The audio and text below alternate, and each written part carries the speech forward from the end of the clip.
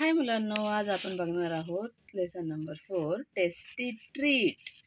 Tasty म्हणजे खूपच चविष्ट, चवदार आणि ट्रीट ट्रीट म्हणजे काय?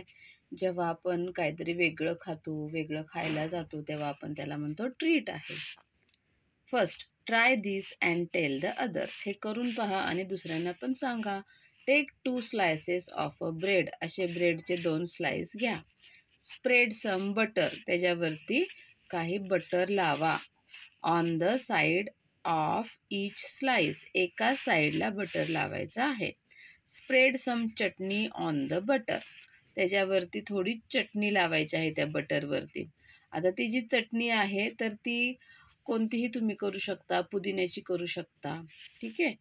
पुदिना घ्यायचे, पुदिन्याचे थोडे पानं घ्यायचे, त्यात थोडी अर्धी किंवा एक जसं तुम्हाला तिखट आवडत असेल तशी मिरची टाका, थोडंसं जिरं टाका आणि छान ती बारीक पेस्ट करून घ्या चटणी. त्याच्यामध्ये मीठ टाका आणि ती चटणी इथे लावायची त्याच्यावरती. Put 1 slice butter side down over the other slice. आणि आता हे असं पहिल्यांदा आपण बटर लावलं आणि ही चटणी लावली आणि हे दुसरं फक्त बटर लावलेली साईड आहे ती याच्यावरती अशा प्रकारे ठेवायची आहे. प्रेस अ लिटिल आणि त्याला थोडंसं दाबून घ्यायचं.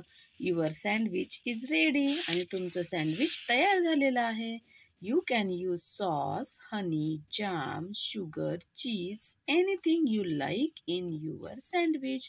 तुम्ही तुमच्या सँडविचमध्ये अजून सॉस टाकू शकता, हनी म्हणजे मध टाकू शकता, जॅम टाकू शकता, शुगर साखर टाकू शकता, चीज तुम्हाला जे आवडेल, जसं आवडेल तसं तुम्ही अजून त्या सँडविचमध्ये टाकू शकता. अशा प्रकारे तुम्ही एक छान टेस्टी सँडविच तयार करू शकता. ठीक आहे. एक रेसिपी समजली. आता सेकंड बघूयात आपण.